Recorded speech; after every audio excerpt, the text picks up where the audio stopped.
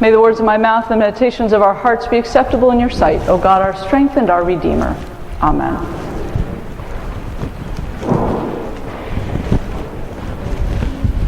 If you were a child in my house growing up, there was a phrase that you quickly learned never to say within hearing of my mother.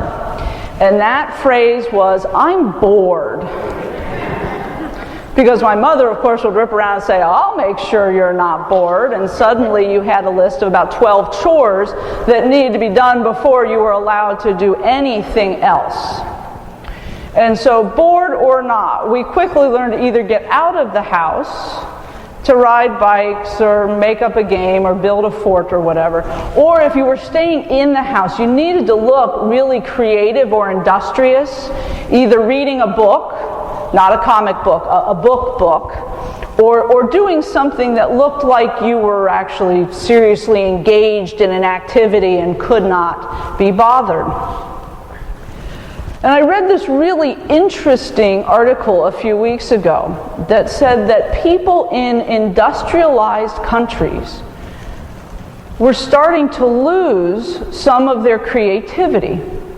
And the reason our level of creativity is going down is because we don't know how to be bored anymore. Because what happens?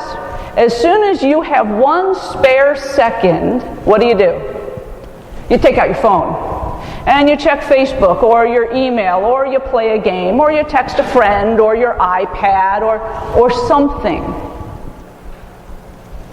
We've forgotten how to be bored. And what the studies have shown is that it is those times of being bored, of staring out the window or looking into space, that our brains make different connections. That they put things together in a new way. I know for me, if I'm working on a sermon, if I spend my entire week busy, and I am busy, I get to Saturday and I'm like, oh no, what am I going to say in the morning? I need that time during the week of either staring off into space or riding my bike or doing something that lets my brain just sort of roll the ideas around for a while. It's that time when we would say is fallow that gives us different insights and different ideas. And our gospel lesson sort of picks this idea up a little bit this morning. If we look at our gospel lesson from Mark, the constructors of the lectionary did a really interesting thing this morning. They took two completely separate pieces of Mark's gospel and they stuck them together. If you look at the citation at the top of the gospel lesson, it's chapter 6 or something, but it's verses 30 to 34, and then it skips out to verse 53. So the first thing we say is, well, what was going on in the middle?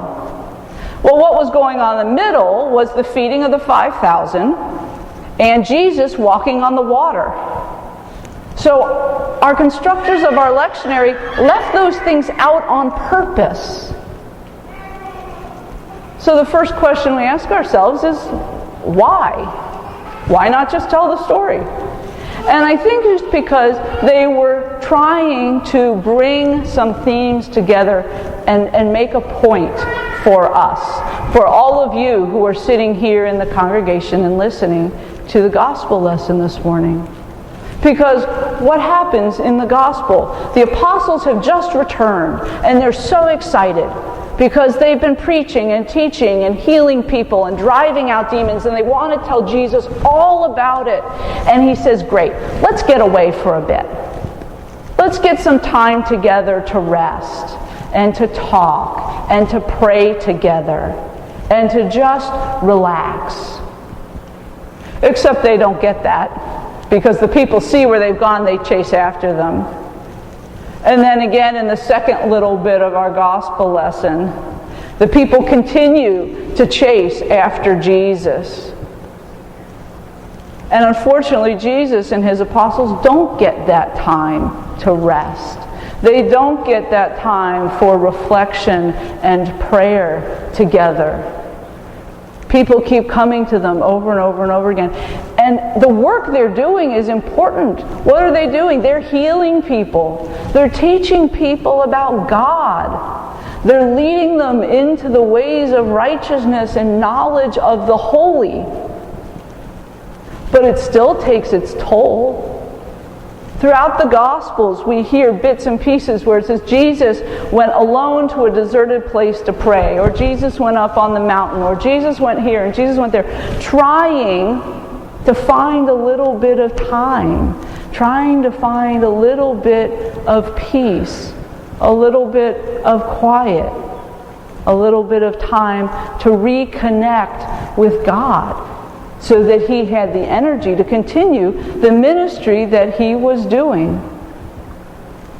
And I think the reason the lectionary put this reading together the way it was is to speak directly to us as modern people. To say, folks, you need this too. When was the last time any of you took a 3-day retreat? Or a 1-day retreat? Or a half-a-day retreat? Or when did you come to church 15 minutes early just to pray? Even if it's not always quiet in here. We rush around. We are so busy. We're going here, we're going there, and every spare second we're looking at our phone. And we can't even take a few minutes to be quiet and listen for God. To invite God to heal us. The gospel lesson said people were chasing after Jesus just to touch the fringe of his cloak, knowing they would be healed. Well, the way we touch the fringe of Jesus' cloak is in that quiet time. That time when we're bored.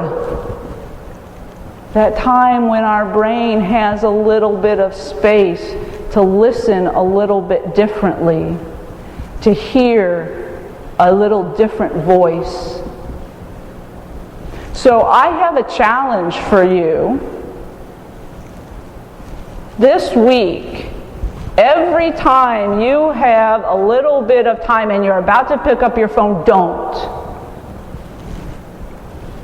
Leave it in your pocket or in your purse, or detach it from your hand.